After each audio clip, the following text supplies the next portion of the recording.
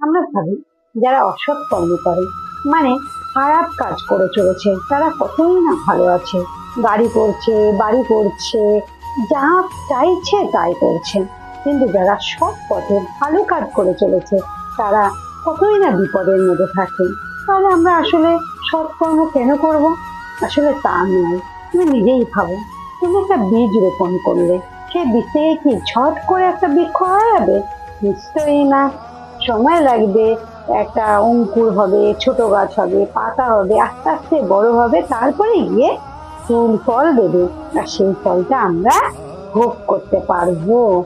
ঠিক তেমনই তুমি পাপ করেই যাবে, খারাপ কাজ করেই যাবে, আর তুমি চিরদিন ভালো থাকবে, এটা কখনো হতে পারে না। ভগবানের আদালত আছে। তাই এসো আমরা সবাই মিলে সৎকর্ম করি আর ভগবানের নাম নিয়ে এগিয়ে যাই।